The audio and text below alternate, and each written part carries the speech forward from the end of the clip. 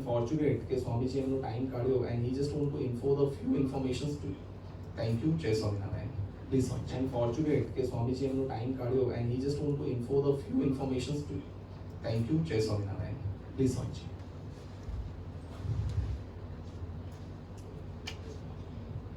આપણા મા બાપને બનાવીએ છે તો અભિમાન ચોક્કસ હોવું જોઈએ, પણ પેરેન્ટ્સ પાસે રહેલી સંપત્તિ એનું જો અભિમાન હોય તો એ અભિમાન નુકસાનકારક છે. એના આઈડલ, એનામાં રહેલા ગુણો, એને આપણે માતૃદેવો ભવ પિતૃદેવો ભવ એ ભાવનાથી જો જોતા હોઈએ તો ચોક્કસ સૌથી પહેલા ભગવાન આપણા માટે આપણા માતા પિતા છે. હંમેશા યાદ રાખો. આજે નહીં, આમાંથી ડોક્ટર થશે, એન્જિનિયર થશે, આઈઆઈટીએન થશે, જે કંઈ થશો તમે, તમારું પ્રારબ્ધ, તમારો પુરુષાર્થ, બે જ વસ્તુથી માણસ આગળ વધી શકે. સમયથી પહેલા અને ભાગ્યથી વધારે ઈશ્વર ક્યારેય આપતો નથી, એટલે પ્રારબ્ધ. પણ પ્રારબ્ધ બને છે શેનાથી? તો કે પુરુષાર્થથી, મહેનત. આ બે વસ્તુ સિવાય સફળતા જીવનમાં શક્ય છે જ નહીં. એનર્જીની વાત કરી સાહેબ, એનર્જી. વિવેક બિંદ્રાને તમે કોઈ સાંભળ્યા છે ક્યારે લાઈવ? ઘરે જઈને એકવાર સાંભળજો. શું નામ કીધું મેં? વિવેક બિંદ્રા. શું નામ કીધું? વિવેક બિંદ્રાનું પ્રવચન ચાલતું હોય ત્યારે ઈ જ્યારે ક્વેશ્ચન કરે ને ત્યારે 1 સેકન્ડમાં સામૂહિક યસ ઓર નો, યસ આટલા જોરથી અવાજ સામે પડે રિપ્લાય. ત્યારે પેલા સ્પીકરને એમ થાય કે મારી સામે બેઠેલા સામાન્ય માણસો નથી, એનર્જીથી ભરેલા માણસો છે. યંગ, તમે બધા બહુ જ હજી યંગ ઉંમરમાં જઈ રહ્યા છો. આપણી ઉંમર હોય ને એના પાઠ છે. બાળ ઉંમર બાલ્યાવસ્થા કહેવાય. 11 વર્ષ સુધીની ઉંમર જે છે ને એ શાસ્ત્રોના નિયમ પ્રમાણે બાલ્યાવસ્થા છે. 11 થી 18 છે એ કુમારાવસ્થા છે. અત્યારે તમારી ઉંમર છે કુમાર. કુમાર એટલે થનગનતા ઘોડા જેવી ઉંમર હોવી, તાકાત હોવી. થનગનતો ઘોડો 1 સેકન્ડ એક સરખો ના ઉભો રહે. તમે નાખજો જીપેટ ઉપર થનગનતો ઘોડો 1 સેકન્ડ આમ ના ઉભો રહી શકે. એ ખાલી ઉભો હોય તો આમાં મળતો હોય. આ એનામાં તાકાત ભરી હોય. આ તમારી ઉંમર છે. તમે ધારો ઈ કરી શકો, કરી શકો, પણ ધારવું એ અઘરું છે.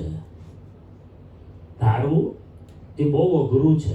ધારો ઈ કરી શકાય, આપણે ધારીએ એ થઈ શકે, પણ ધારવું અઘરું છે. અથવા કોઈકના દોષે કરીને, કોઈકના સંગે કરીને આપણી ધારણા ખોટા રસ્તાની હોય છે. એટલે આપણે આ રસ્તે જવું તું, કોઈકે ખોટો રસ્તો બતાવી દીધો, ચડી ગયા આડા રસ્તે. લાઈફના જીવનના અને જીવનના આડા રસ્તે ચડી ગયા પછી માણસ દોષ કોને દે? ભાગ્યને. કોને દે? શું કરું, મેં મહેનત બહુ કરી પણ મારા ભાગ્યમાં જ નથી. એટલે મહેનત તે કરી પણ ખોટી કરી. તારા વાવવાના હતા આંબાના ઝાડ, તે વાવળિયા વાવી દીધા ભૂલથી. હવે તો કેરીની અપેક્ષા રાખે તો એમાં ન આવે, એમાં તો કાંટા જ વાગે. એટલે ઘણીવાર આપણે અણસમજણમાં, દોસ્તીમાં, દોસ્તને આદર્શ માનીને, પછી બહેનો વિભાગ હોય કે ભાઈઓ વિભાગ હોય, એને આદર્શ માનીને એ આપણને ખોટા રસ્તે લઈ જાય છે. એનું વિવેક આપણામાં નથી હોતો, અને એ વિવેક નહીં હોવાને કારણે આપણે આપણો રસ્તો ચેન્જ કરી દઈએ છીએ. જ્યારે ખબર પડે છે ત્યારે મેં કીધું એમ દોષ ભાગ્યને. ત્યાં ભાગ્ય દોષી નથી હોતો, ત્યાં તમારો મિત્ર દોષી હોય છે. ત્યાં તમે તમારી વિચારવાની શક્તિ દોષિત હોય છે. કોઈ ટીચર ક્લાસમાં ભણાવે છે, દાખલા તરીકે 3 જણ એવા વિદ્યાર્થીઓ છે કે જેને ઘરેથી પપ્પા ફરાઈને મોકલે છે એટલે ભણવું છે, અને એ તમારા ક્લાસના ખાસ દોસ્તારો છે, તો એ તમને પોઝિટિવ વાત કરશે કે નેગેટિવ? હવે જો નેગેટિવ વાત તમને કરશે ત્યારે જો તમને એને પોઝિટિવમાં પરિવર્તન કરતા ન આવડે તો તમારી શું દશા થાય? આજે મોટા ભાગે છોકરા છોકરીઓની દશા આ હોય છે. હોય જ નેગેટિવ માણસો હોય જ લાઈફમાં. એ તો કે આપણાથી થોડું થાય. તમે એ કરે છે નરેન્દ્ર મોદી સાહેબનું દ્રષ્ટાંત આપ્યું સાહેબે. એ તમારી જેમ એક વખત બાળક જ હતું. તમે તો બહુ એક આદર્શ મોટી સ્કૂલમાં ભણો છો. તમને વારંવાર માર્ગદર્શન મળે છે. 75 વર્ષ પહેલા આવી સ્કૂલો આપણા દેશ પાસે નહોતી. ગામડાની ધૂળિયા સ્કૂલો હતી. પાટી સ્લેટમાં ભણવા જેવું હતું. તમે કોઈ સ્લેટ જોઈ જ નથી. તમે તો સીધું કોમ્પ્યુટર ને લેપટોપ ને સ્માર્ટ મોબાઈલ ને એ જોયા છે. અમે તો કોઈ સ્લેટ વાપરી છે? સ્લેટ જોઈ છે કોઈ? 1 2 3 5 10 ચાલો યુઝ નથી કર્યો. તમે જોઈ છે રાઈટ? એક પથ્થરનો ટુકડો, એમાં નોટબુક આવી જાય, એમાં કેલ્ક્યુલેટર આવી જાય, એમાં લેપટોપ આવી જાય, એમાં કોમ્પ્યુટર આવી જાય, all in one in the slate. આમ 4 લીટા વાળ દે, ટીચર 2 દાખલા લખી દે, લખીને નીચેનો જો સરવાળો ભાગાકાર બાદબાકી કે ગુણાકાર હોય ને, જો મલ્ટીપલ જે કંઈ હોય તે આવડી ગયું એટલે વિદ્યાર્થી પાસ. એ જમાનામાં ભણેલો વિદ્યાર્થી, તમે વિચારો, ગામડામાં વડનગર, એ વખતે બહુ નાનું ગામ, એક ગામડાનો વિદ્યાર્થી, એ બી બ્રાહ્મણ વાણિયા કે એવા પરિવારમાંથી નહીં, ઓબીસી એટલે દલિતમાં આવે, દલિતથી એક સ્ટેપ ઊંચું, ઓબીસી નો સ્ટુડન્ટ, ગામડાનો વિદ્યાર્થી, અને દેશનો મુખ્યમંત્રી બને, વડાપ્રધાન બને. એટલું જ નહીં, વિશ્વના મહાન જે ટોપ પોલિટિકલ, વ્લાદિમીર પુતિન ને ટ્રમ્પ ને એ જે કહેવાય ચિનપિંગ જીંગ જે કઈ કહેવાતું હોય ચાઇના વાળો, એની હરોળમાં આગળ ઉભો રહે માણસ. એને પૂછે લોકો, એની સલાહ લે. એ તમારી જેમ CBSE માં નથી ભણેલો, એની પાસે કોઈ IIT કે IIM ની ડિગ્રી નથી, એ મેડિકલનો સ્ટુડન્ટ્સ નથી, પણ એની પાસે શું છે? સૌથી મોટું જો એની પાસે ધન હોય આગળ વધવા માટેનું, તો આદર્શ સનાતન સંસ્કૃતિના સદગુણો.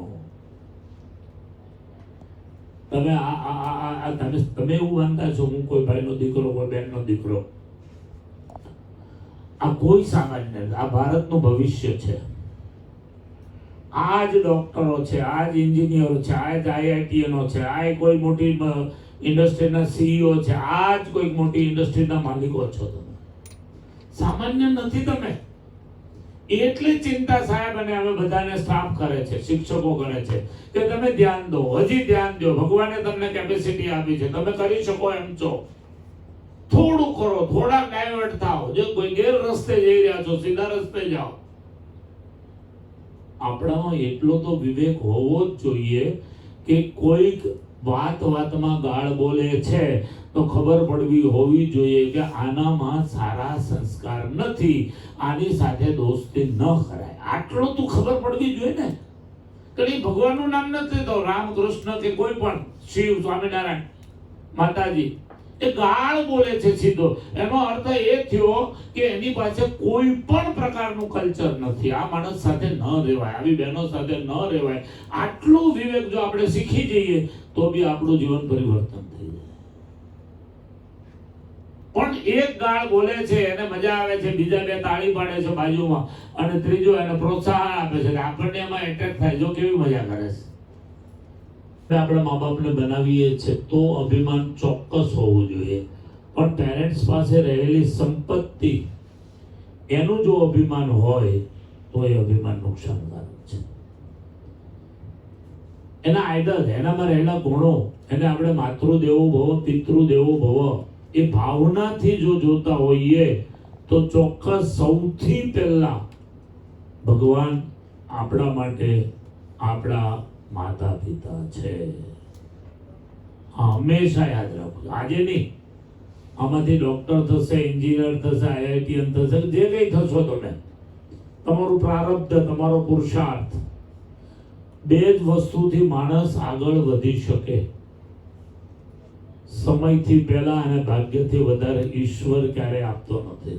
એટલે પ્રારબ્ધ. પણ પ્રારબ્ધ બને છે શેનાથી? તો કે પુરુષાર્થથી, મહેનત. આ 2 વસ્તુ સિવાય સફળતા જીવનમાં શક્ય છે જ નહીં. એનર્જીની વાત કરી સાહેબ, એનર્જી. વિવેક બિંદ્રાને તમે કોઈ સાંભળ્યા છે ક્યારે લાઈવ? ઘરે જઈને એકવાર સાંભળજો. શું નામ કીધું મેં? વિવેક બિંદ્રા. શું નામ કીધું? વિવેક બિંદ્રાનું પ્રવચન ચાલતું હોય ત્યારે ઈ જ્યારે ક્વેશ્ચન કરે ને ત્યારે 1 સેકન્ડમાં સામૂહિક યસ ઓર નો, યસ આટલા જોરથી અવાજ સામે પડે રિપ્લાય. ત્યારે પેલા સ્પીકરને એમ થાય કે મારી સામે બેઠેલા સામાન્ય માણસો નથી, એનર્જીથી ભરેલા માણસો છે. યંગ, તમે બધા બહુ જ હજી યંગ ઉંમરમાં જઈ રહ્યા છો. આપણી ઉંમર હોય ને એના પાઠ છે. બાળ ઉંમર, બાલ્યાવસ્થા કહેવાય. 11 વર્ષ સુધીની ઉંમર જે છે ને એ શાસ્ત્રોના નિયમ પ્રમાણે બાલ્યાવસ્થા છે. 11 થી 18 છે એ કુમારાવસ્થા છે. અત્યારે તમારી ઉંમર છે કુમાર. કુમાર એટલે થનગનતા ઘોડા જેવી ઉંમર હોવી, તાકાત હોવી. થનગનતો ઘોડો 1 સેકન્ડ એક સરખો ના ઉભો રહે. તમે નાખજો જીપેટ ઉપર થનગનતો ઘોડો 1 સેકન્ડ આમ ના ઉભો રહી શકે. એ ખાલી ઉભો હોય તો આમાં વળતો હોય. આ એનામાં તાકાત ભરી હોય. આ તમારી ઉંમર છે. તમે ધારો ઈ કરી શકો, કરી શકો, પણ ધારવું એ અઘરું છે. ધારવું એ બહુ અઘરું છે. ધારો ઈ કરી શકાય, આપણે ધારીએ એ થઈ શકે, પણ ધારવું અઘરું છે. અથવા કોઈકના દોષે કરીને, કોઈકના સંગે કરીને આપણી ધારણા ખોટા રસ્તાની હોય છે. એટલે આપણે આ રસ્તે જવું તું, કોઈકે ખોટો રસ્તો બતાવી દીધો, ચડી ગયા આડા રસ્તે. લાઈફના જીવનના અને જીવનના આડા રસ્તે ચડી ગયા પછી માણસ દોષ કોને દે? ભાગ્યને. કોને દે? શું કરું, મેં મહેનત બહુ કરી પણ મારા ભાગમાં જ નથી. એટલે મહેનત તે કરી પણ ખોટી કરી. તારા વાવવાના હતા આંબાના ઝાડ, તે વાવળિયા વાવી દીધા ભૂલથી. હવે તું કેરીની અપેક્ષા રાખો તો એમાં ન આવે, એમાં તો કાંટા જ વાગ્યો. એટલે ઘણીવાર આપણે અણસમજણમાં, દોસ્તીમાં, દોસ્તને આદર્શ માનીને, પછી બહેનો વિભાગ હોય કે ભાઈઓ વિભાગ હોય, એને આદર્શ માનીને એ આપણને ખોટા રસ્તે લઈ જાય છે. એનું વિવેક આપણામાં નથી હોતો, અને એ વિવેક નહીં હોવાને કારણે આપણે આપણો રસ્તો ચેન્જ કરી દઈએ છીએ. જ્યારે ખબર પડે છે ત્યારે મેં કીધું એમ દોષ ભાગ્યને. ત્યાં ભાગ્ય દોષી નથી હોતો, ત્યાં તમારો મિત્ર દોષી હોય છે. ત્યાં તમે તમારી વિચારવાની શક્તિ દોષિત હોય છે. કોઈ ટીચર ક્લાસમાં ભણાવે છે, દાખલા તરીકે 3 જણ એવા વિદ્યાર્થીઓ છે કે જેને ઘરેથી પપ્પા ફરાઈને મોકલે છે એટલે ભણવું છે, અને એ તમારા ક્લાસના ખાસ દોસ્તારો છે, તો એ તમને પોઝિટિવ વાત કરશે કે નેગેટિવ? હવે જો નેગેટિવ વાત તમને કરશે ત્યારે જો તમને એને પોઝિટિવમાં પરિવર્તન કરતા ન આવડે તો તમારી શું દશા થાય? આજે મોટા ભાગે છોકરા છોકરીઓની દશા આ હોય છે. હોય જ નેગેટિવ માણસો હોય જ લાઈફમાં. એ તો કે આપણાથી થોડું થાય. તમે એ કરે છે, નરેન્દ્ર મોદી સાહેબનું દ્રષ્ટાંત આપ્યું સાહેબે, એ તમારી જેમ એક વખત બાળક જ હતું. તમે તો બહુ એક આદર્શ મોટી સ્કૂલમાં ભણો છો, તમને વારંવાર માર્ગદર્શન મળે છે. 75 વર્ષ પહેલા આવી સ્કૂલો આપણા દેશ પાસે નહોતી. ગામડાની ધુળિયા સ્કૂલો હતી, પાટી સ્લેટમાં ભણવા જેવું હતું. તમે કોઈ સ્લેટ જોઈ જ નથી. તમે તો સીધું કોમ્પ્યુટર ને લેપટોપ ને સ્માર્ટ મોબાઈલ એ જોયા છે. અમે તો કોઈ સ્લેટ વાપરી છે? સ્લેટ જોઈ છે કોઈ?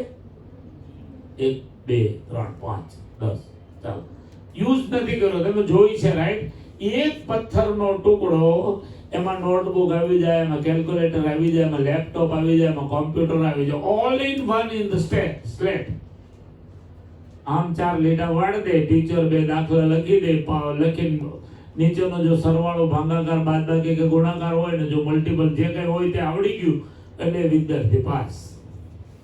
એ જમાનામાં ભણેલો વિદ્યાર્થી, તમે વિચારો, ગામડામાં વડનગર, એ વખતે બહુ નાનું ગામ, એક ગામડાનો વિદ્યાર્થી, એ બી બ્રાહ્મણ વાણિયા કે એવા પરિવારમાંથી નહીં, ઓબીસી એટલે દલિતમાં આવે, દલિતથી એક સ્ટેપ ઊંચું, ઓબીસી નો સ્ટુડન્ટ, ગામડાનો વિદ્યાર્થી, અને દેશનો મુખ્યમંત્રી બને, વડાપ્રધાન બને, એટલું જ નહીં, વિશ્વના મહાન જે ટોપ પોલિટિકલ, વ્લાદિમીર પુતિન ને ટ્રમ્પ ને એ જે કહેવાય, ચિનપિંગ જીંગ જે કઈ કહેવાતું હોય ચાઇના વાળો, એની હરોળમાં આગળ ઉભો રહે માણસ, એને પૂછે લોકો, એની સલાહ લે. એ તમારી જેમ CBSE માં નથી ભણેલો, એની પાસે કોઈ IIT કે IIM ની ડિગ્રી નથી, એ મેડિકલનો સ્ટુડન્ટ્સ નથી, પણ એની પાસે શું છે, સૌથી મોટું જો એની પાસે ધન હોય આગળ વધવા માટેનું, તો આદર્શ સનાતન સંસ્કૃતિના સદગુણો. તમે તમે એવું માનતા છો હું કોઈ ભાઈનો દીકરો, કોઈ બહેનનો દીકરો, આ કોઈ સામાન્ય નથી, આ ભારતનું ભવિષ્ય છે. આ જ ડોક્ટરો છે, આ જ એન્જિનિયરો છે, આ જ IITનો છે, આ કોઈ મોટી ઇન્ડસ્ટ્રીના CEO છે, આ જ કોઈ મોટી ઇન્ડસ્ટ્રીના માલિકો છો. તમે સામાન્ય નથી. તમે એટલી ચિંતા સાહેબ અને અમે બધાને સ્ટાફ કરે છે, શિક્ષકો કરે છે કે તમે ધ્યાન દો, હજી ધ્યાન દો, ભગવાને તમને કેપેસિટી આપી છે, તમે કરી શકો એમ છો, થોડું કરો, થોડા ડાયવર્ટ થાઓ, જો કોઈ ગેર રસ્તે જઈ રહ્યા છો સીધા રસ્તે જાઓ. આપણામાં એટલો તો વિવેક હોવો જ જોઈએ કે કોઈક વાતમાં ગાળ બોલે છે તો ખબર પડવી હોવી જોઈએ કે આનામાં સારા સંસ્કાર નથી, આની સાથે દોસ્તી ન કરાય, આટલો તો ખબર પડવી જોઈએ ને. કે ભગવાનનું નામ નથી તો રામ કૃષ્ણ કે કોઈ પણ શિવ સ્વામિનારાયણ માતાજી, એ ગાળ બોલે છે સીધો, એનો અર્થ એ થયો કે એની પાસે કોઈ પણ પ્રકારનું કલ્ચર નથી, આ માણસ સાથે ન રહેવાય, આવી બહેનો સાથે ન રહેવાય. આટલું વિવેક જો આપણે શીખી જઈએ તો બી આપણું જીવન પરિવર્તન થઈ જાય. પણ એક ગાળ બોલે છે, એને મજા આવે છે, બીજા બે તાળી પાડે છે બાજુમાં, અને ત્રીજો એને પ્રોત્સાહન આપે છે, આપણને એમાં એટેક થાય, જો કેવી મજા કરે છે. એ મજા નથી, એ ભાગ્યના ઉપર તમે લીટો મારો છો, ચોકડી ક્રોસ મારો છો, તમે તમારું ભાગ્ય બગાડી રહ્યા છો, જે તમને દેખાતું નથી. કાલે 2-4 છોકરાઓ મને મળ્યા રોડ છૂટ્યા ત્યારે, કોણ હતા આમાં છે કોઈ? તો પાછળ 3 બેઠા. એમ જ મેં વાત કરી કે તમારા કપાળમાં કાંડલો કેટલો સરસ લાગે છે.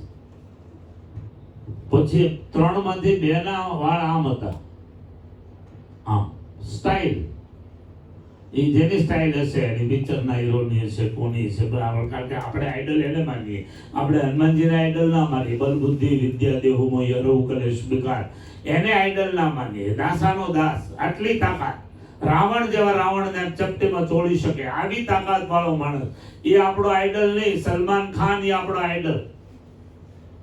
મરી આમાં જાય છે, તકલીફ અહીંયા છે, મોટામાં મોટી તકલીફ આ છે. એ નાલાયકો તો સમાજને ચૂસનારા છે, એને તમે આઈડલ માનો એટલે તમારી લાઈફ ગઈ હોય. તો ગુરુ દેવો ભવ એટલે ભગવાને આપણા સત્શાસ્ત્રોએ માતા પિતા ગુરુ એને શું કીધું? દેવ સમાન છે. તમે દેવને નથી જોયા, કૃષ્ણ ભગવાનને કોઈ જોયા? મહાવીર સ્વામીને કોઈ જોયા? ઈશ્વરના અવતારો છે, આપણે માનીએ છીએ. રામ ભગવાનને, સ્વામિનારાયણ ભગવાનને કોઈ જોયા નથી? જોયા. એટલે શાસ્ત્રોએ એમ કીધું કે હાલતા ચાલતા જેમાં દેવ બિરાજમાન છે એવા માતા પિતા ગુરુ આચાર્ય અને અતિથિ, આ 5 દેવો આપણા વેદોએ બતાવ્યા છે. એને વંદન કરો, એને જય સ્વામિનારાયણ કરો, એને હાથ જોડો, એને પગે લાગો, ચરણને અડીને, તમારું ભાગ્ય બદલાઈ જશે.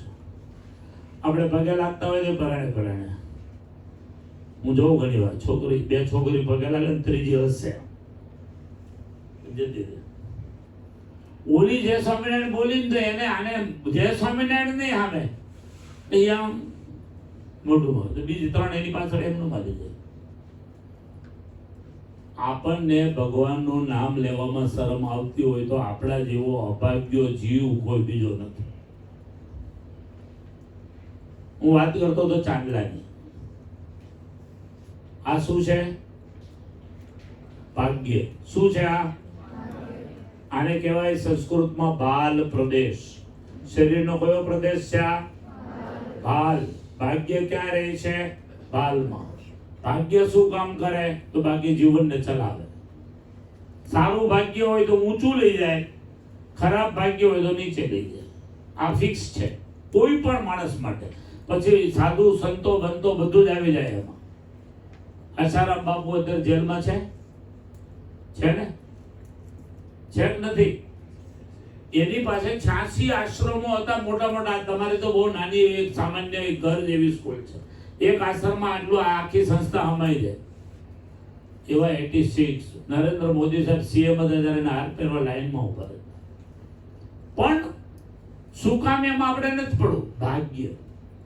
કોઈ પણ જીવનનું કર્મ હશે એટલે ભોગવવું જ પડે.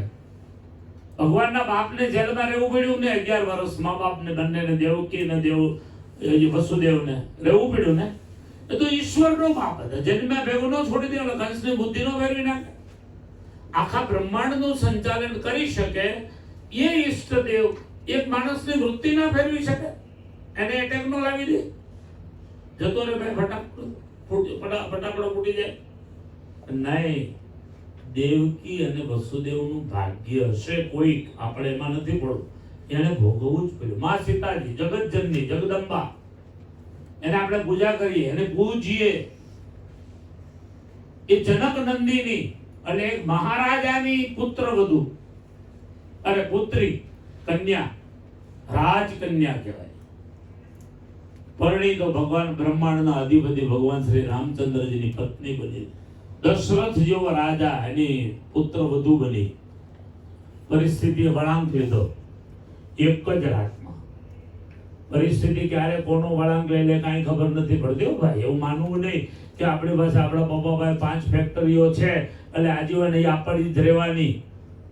એક સેકન્ડમાં પરિવર્તન આવી જાય, છોડવાનો સમય આવી જાય.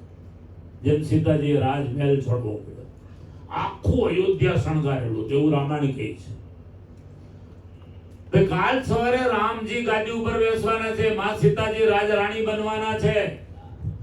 ઢોલ પીટાણા, ગામો ગામથી લોકો આવી ગયા, રાજાઓ રાજકુમારો આવી ગયા. રાત્રે જે પરિસ્થિતિએ વળાંક લીધો, સવારમાં એને કહેવામાં આવ્યું કે ભાઈ તમારે તો વનવાસ છે 12 વર્ષનો. તમે વિચારો ખરા, તમારા મા બાપ તમને ખાલી એક દિવસ ઘરેથી કાઢી મૂકે તો શું થાય? એક દિવસ ખાલી વિચારો. આપણને ખાલી નાનકડો ઠપકો આપે છે ત્યાં આપણો મોઢાનો ચહેરો ફરી જાય છે. આપણને મા બાપ વિશે ખરાબ વિચારો મળે આવવા. આપણને ટીચર ક્લાસમાં ઊભા કરે ને તો આપણો ચહેરો ફરી જાય છે. ઈ ટીચરના તમે દુશ્મન નથી, ઈ ટીચરના તમે વિદ્યાર્થીઓ છો. મારો વિદ્યાર્થી બગડે નહીં એટલા માટે તમને પનિશમેન્ટ કરે છે. એને તમારું ભવિષ્ય દેખાય છે, તમને નથી દેખાતું. એને દેખાય છે તમારું ભવિષ્ય, એટલે તમને ક્લાસમાં ઊભા કરીને એમ કહે છે કે બહાર ઊભા રહો, કાલ પપ્પાને લઈને આવજો. આ નહીં ચાલે. આ આપણી સ્કૂલમાં ક્યારેય ના હોઈ શકે. આ ચિંતા છે, અમારું ભારતનું ભવિષ્ય ના બગડે, આ ચિંતા છે. એટલે આ આપણો બાલ પ્રદેશ, અહીંયા ભાગ્ય બિરાજમાન છે, અહીંયા આત્મા છે, અહીંયા પરમાત્મા છે. એની રોજ પૂજા થવી જોઈએ. એનો અર્થ એ થાય કે રોજ કપાળમાં તિલક ચાંદલો હોવો જોઈએ. આ બેને ચાંદલો કર્યો છે, સ્કોરનો બહુ સરસ લાગે. ઊભી થા તો બેટા, આમ ફરી દો. આ દીકરી કેટલી સરસ લાગે. જો આની ઉપરથી સામે વાળો માણસ નક્કી કરે કે આ સંસ્કારી ઘર છે. આની ઉપરથી ખબર પડે પબ્લિકને આ છોકરાઓ ખોટું ના કરે ક્યારેય. જેના કપાળમાં તિલક ચાંદલો હોય ક્યારેય ખોટું ના કરે. અને ના જ કરવું જોઈએ, કારણ કે આ લાજે પછી તિલક ચાંદલો કર્યા પછી જો આપણે ભૂલું ખોટું કરીએ છીએ તો તમને હવે ગાળત પડતી બંધ થઈ ગઈ. સીધી જ તમારા ઈષ્ટદેવને આ સ્વામિનારાયણીઓ છે, કપાળમાં તો મોટો ચાંદલો કર્યો છે, અહીંયા ઉભો ઉભો માવો ખાય છે, પછી તમારા ભગવાનને ગાળ પડે. એટલે આ છે ને આપણને ડરાવે, ખોટા કામથી દૂર રાખે, ખોટા વિચારોથી દૂર રાખે અને આપણું પ્રારબ્ધ છે એને પુણ્યવાન બનાવે, એને ભાગ્યશાળી બનાવે. એટલે આપણી સનાતન સંસ્કૃતિ. તમે જો ઇસ્લામ સંસ્કૃતિના બાળકો આટલા ટોપી પહેરીને છે ભાઈ નીકળતા નથી. જોયા છે ને તમે? આપણને આપણો ચાંદલો કરતા શરમ આવે છે. આટલું બાળક ટોપી પહેરે છે, પછી એમ કે મુસલમાનો આવા. એ એના ધર્મ માટે અલગ છે અને આપણે બધું જ છોડવા મળ્યા છે. એકબીજા દેવી દેવતાઓને ગાળો દેવા મળ્યા. આ સમાજ ક્યાં જશે? હાથમાં દારૂની બોટલ હોય હાંજ પડે, હાથમાં ડિગ્રી, એક હાથમાં ડિગ્રી હોય ગ્રેજ્યુએશનની, માસ્ટર ડિગ્રીની, અને એક હાથમાં દારૂ હોય. એ માણસ કેવો એના મમ્મી પપ્પાને સારો લાગે? એના મમ્મી પપ્પાને તો ન લાગે, પણ આખા ગામને સારો ન લાગે. આખું ગામ એને વખોડે. એટલા માટે કહેવામાં આવે છે તમારી ઉંમર છે આવી, તમારા સંકલ્પો તેજસ્વી હોવા જોઈએ, તમારા સંકલ્પો ઊંચા હોવા જોઈએ, તમારા મોઢામાં ભગવાનનું નામ હોવું જોઈએ, તમારા કપાળમાં, બહેનોના કપાળમાં સરસ મજાનો ચાંદલો, કંકુનો, ચોંટાડેલો નહીં, આર્ટિફિશિયલ નહીં. એ તો કોઈ વ્યવસ્થા કરી, કંકુ જેવો દેખાય એટલે આપણે ચોંટાડી દઈએ. એનો કોઈ મતલબ જ નથી. કંકુમાં જ લક્ષ્મીજીનો વાસ છે. આપણે એમ કે ગાય માતામાં 33 કરોડ દેવતાઓનો વાસ છે, પછી આપણે સિંહ બાંધી દઈએ તો એમાં તે વાસ દેવતાઓનો ના હોય. એના કરતા મજબૂત પ્રાણી લઈ આવી એટલે એ એનામાં દેવતા ના હોય. એ તો ગાય માતામાં જ હોય. ત્યાં જ પુણ્ય મળે. એને વંદન કરવાથી ફળ મળે, એને ખવડાવવાથી ફળ મળે, એને ખવડાવવાથી આપણું ભાગ્ય ખીલે. તમે સિંહને એક સસલું ખવડાવ્યો તો પાપ પુણ્ય થાય, પાપ લાગે. એક જીવ હિંસા લાગે. તમે એક જીવને જ ખવડાવ્યું પણ એ તમને પુણ્ય ન થાય, તમને એનું કર્મનું ફળ મળે જ. ભલે તમારી ડ્યુટી હોય તોય મળે. આવા ઓલામાં હોય ને પ્રાણી સંગ્રહાલયમાં આ પગે ખવડાવવું પડતું છે ને, પણ એ ખવડાવનારો ક્યારે સુખી ના હોય. કારણ રોજ જીવ હિંસા કરીને ના આપવાની. નેચરલ એ કરે એ એના ભાગ્યનું છે. એ પ્રાણીઓ માટે છે, આપણા માટે નથી. માંસ, મટન, કુકડા, માછલા, મરઘા એ આપણા માટે નથી. એ હિંસક પ્રાણીઓ, એ રાક્ષસ વૃત્તિ. અને ક્યાંક કોઈ એવી જગ્યા બનતું હોય, રંધાતું હોય, ખવાતું હોય તો એનો વિરોધ કરો. આ નહીં, મારા માટે નહીં. આનાથી મારી મનની વૃત્તિઓ બગડે, મારા વિચારો બગડે, હિંસક વૃત્તિ આવે, ધીરજતાનો અભાવ આવે, સમજણ, જ્ઞાન, પવિત્ર જ્ઞાન હોવું જોઈએ ન આવે. એને કારણે આપણાથી અનર્થ રૂપી ક્રિયાઓ થાય અને એ આપણને ગમે ત્યારે નુકસાનરૂપ થાય.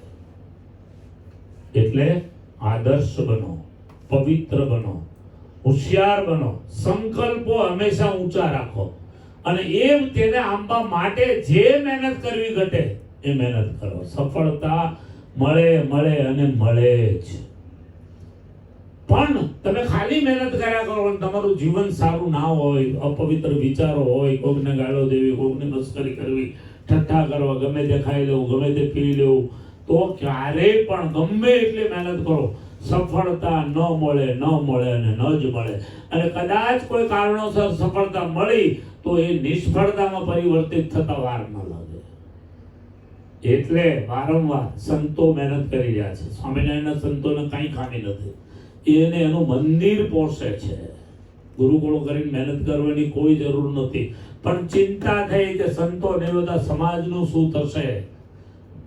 સમાજ કેનાથી બને છે? તો બાળકોથી. બાળક મોટો થાય એટલે સમાજ બને. સમાજ આદર્શ અને પવિત્ર ક્યારે બનશે? તો બાળકને પવિત્ર રાખો, એને પવિત્ર વાત શીખવાડો, એના વિચારો પવિત્ર કરો, એને ઉદાર બનાવો, એને કોકના પ્રત્યે હમદર્દી વાળા બનાવો, એને જ્ઞાની બનાવો, તો સમાજ આદર્શ બનશે. આ ચિંતા છે એટલે આવા ગુરુકુળો ચાલુ થાય. એટલે તમે વિદ્યાર્થીઓ ભાગ્યશાળી છો કે તમને એક સંસ્કૃતિ પ્રિય સંસ્થામાં ભણવાનો ચાન્સ મળ્યો છે, આદર્શ જીવન બનાવવાનો ચાન્સ મળ્યો છે, માતા પિતાના આશીર્વાદ લેવાનો ચાન્સ મળ્યો છે, તમારા શિક્ષકો ગુરુજનોનો આશીર્વાદ લેવાનો ચાન્સ મળ્યો છે. જીવનમાં જેટલું લેવાય એટલું આદર્શ લ્યો. તમને બધાને ભગવાન ખૂબ સારી સફળતા આપે એ ભાવના સાથે સૌને જય સ્વામિનારાયણ.